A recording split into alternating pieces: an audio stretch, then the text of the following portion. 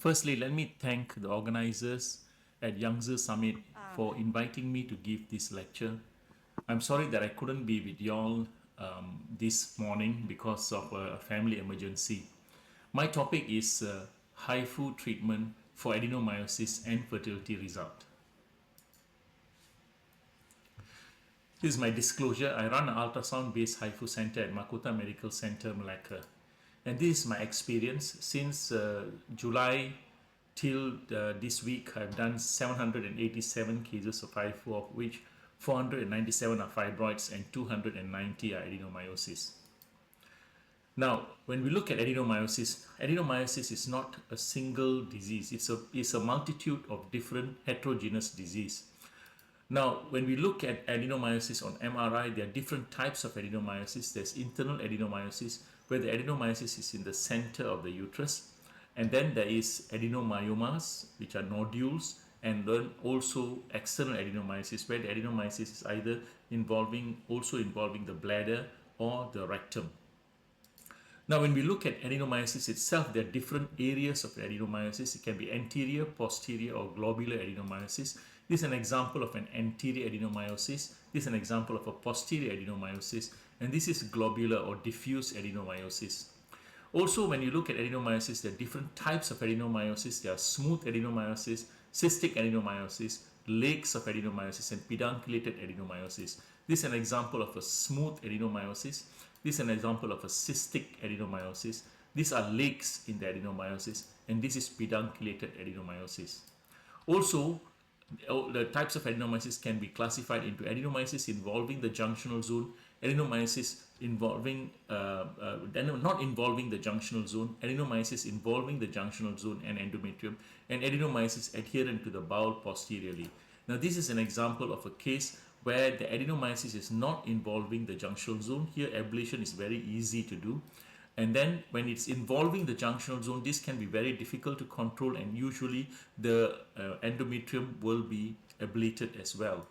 And also when the adenomyosis involving the bowel posteriorly can be quite difficult. Now, what are the principles of HIFU ablation when comparing fibroids to adenomyosis? Now, a fibroid has got a capsule, and this is a hypo-intense fibroid, and it is very easy to ablate almost all the fibroids. Whereas an adenomyosis is usually scattered all over the place. So ablation can be quite difficult in this kind of patients, especially when you have to leave about 1 to 1.5 centimeters from the serosa. And when this area also of adenomyosis, there's a possibility of recurrence. Also, there's a difference in performing HIFU in a patient who want to conceive and a patient who do not want to conceive.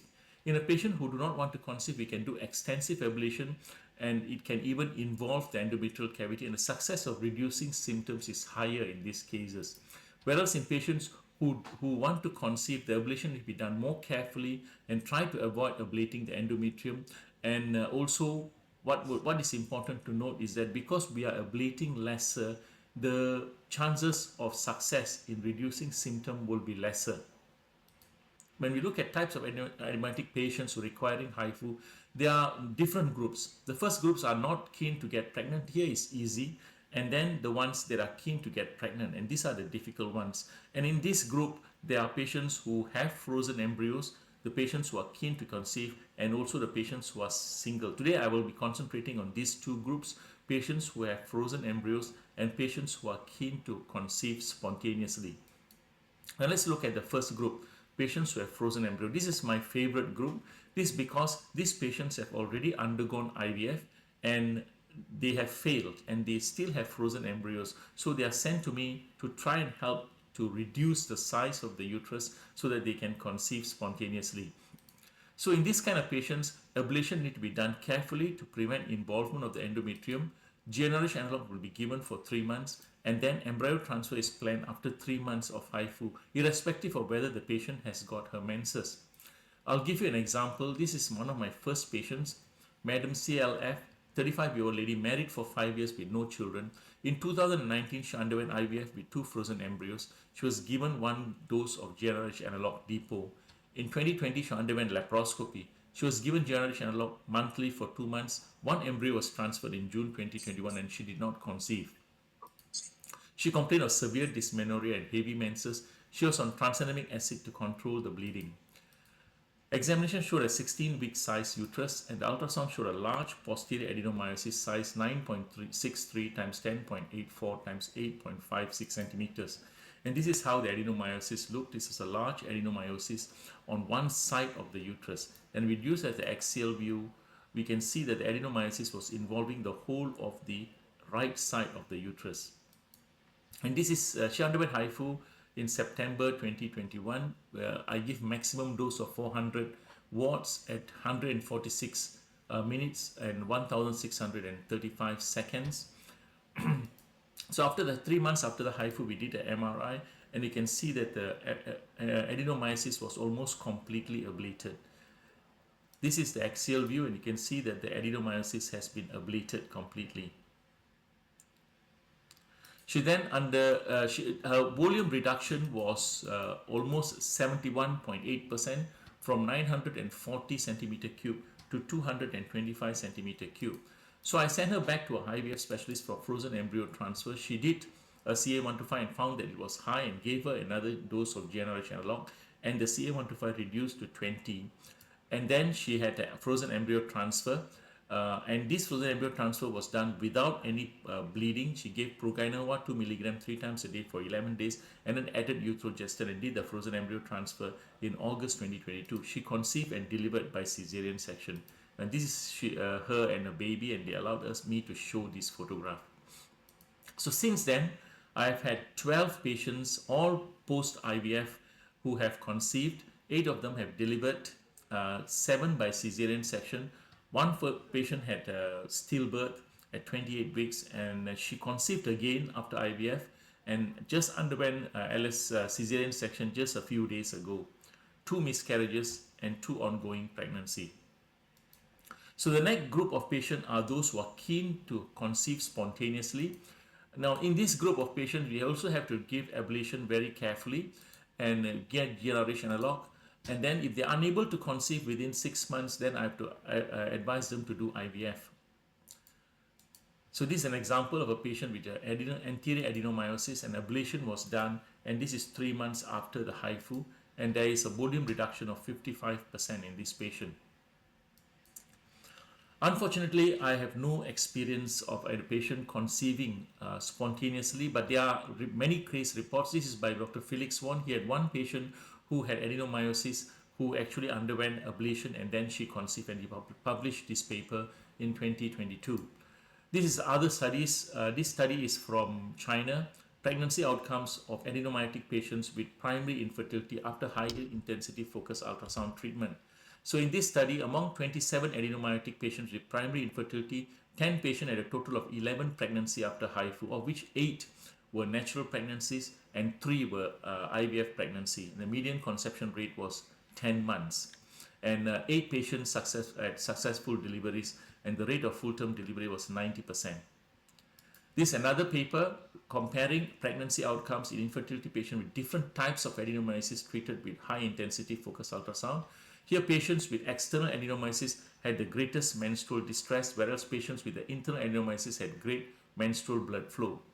Dysmenorrhea and heavy menstruation was significantly improved after HIFU treatment in all groups. AMH level was no significant difference between before and 6 months after HIFU. Of the 129 patients, 50, that is 38.7%, became pregnant after HIFU. The patients with internal adenomyosis had a highest pregnancy rate. This is very surprising for me. And patients with adenomyosis located in the posterior wall of the uterus had a higher pregnancy rate than those with lesions located in the fundus of the uterus.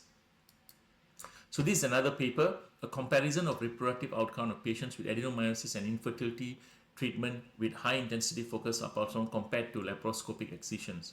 So of the 93 patients with adenomyosis and infertility, 50 were treated with HIFU and 40 treated with laparoscopic excision. Both HIFU and laparoscopic excision treatment achieved significant relief in dysmenorrhea and menorrhagia. The total hospital stay was shorter in patients treated with HIFU than those with laparoscopic excision. So neither HIFU nor laparoscopic excision treatment had led to severe complications after treatment. Most importantly, patients treated with HIFU showed significantly higher pregnancy rate and natural conception rate than those treated with LE surgery. Notably, HIFU treatment group, those with diffuse adenomyosis had significantly lower postoperative pregnancy rates than those with focal adenomyosis. So in this study, the analysis of factors affecting pregnancy outcome in patients with adenomyosis after high intensity focused ultrasound ablation, a retrospective study. After HIFU, 100 of the 231 patients, that's 43.3 patients, became pregnant within 96 months. Among them, 77 conceived naturally and 23 patients conceived after IVF and embryo transfer. In the 108 infertile patients, 28.7 became pregnant. At the end of the follow-up, 70 are successfully delivered, 71 healthy babies. No uterine rupture occurred during the pregnancy or delivery. So the cumulative pregnancy rate was faster in the IVF group than in the natural pregnancy group. So this is the last paper that I'm going to show. This is a systematic review and meta-analysis of reproductive outcomes after high-intensity focused ultrasound treatment of adenomyosis. So in this study, they actually looked at 10 published studies, and they found the pool estimate of pregnancy rate of 53.4% and live birth rate of 35.2%, and there was a substantial heterogeneity among these studies. While there is a potential for HIFU treatment to improve fertility for patients with adenomyosis who desire to conceive, such evidence is very weak as of now. Comparative studies with much higher methodological rigor, preferably randomized clinical trial, are badly needed to further illuminate this issue. So in conclusion, adenomyosis is a very difficult problem. It is more difficult when the patient wants to conceive. Studies have shown that success rates in reducing menorrhagia and dysmenorrhea is up to 85%. For adenomyosis, HIFU is probably superior to adenomyomectomy in patients who want to conceive. Not all adenomyosis cases are same. In some, ablation is easy, and in others, it can be difficult. In women with adenomyosis who have difficulty in conceiving, especially after failed IVF, HIFU is a good option to shrink the adenomyosis before frozen embryo transfer. There are many challenges in performing HIFU for these patients, including how much to ablate, how to avoid endometrium. The next difficulty is to decide when is the best time to do the frozen embryo transfer. My suggestion is 3 months post HIFU. Using CA125 to decide seems to be a good option. Plan to transfer when CA125 has reached normal levels. HIFU can also be done in patients who have adenomyosis who want to conceive spontaneously, but she must be prepared to repeat the HIFU treatment if she did not conceive and the adenomyosis recurs. So also consider IVF early in these patients. Thank you. 非常感谢这个精彩的演讲。那个教授从这个整个肌瘤的子宫腺肌瘤的分型，用图示给我们演示的非常清晰，而且提示了我们小的分布比较复杂部位的，提示了我们操作的一些技巧，防止对内膜的损伤。再一个就最后总结出来了，海服治疗有明显的生育改善，没有严重的并发症，而且对于胚胎移植前最好的就是让肿瘤缩小，让那个胚胎移植成功提供了很好的一个条件，同时减少了那个患者的出血量，非常感谢。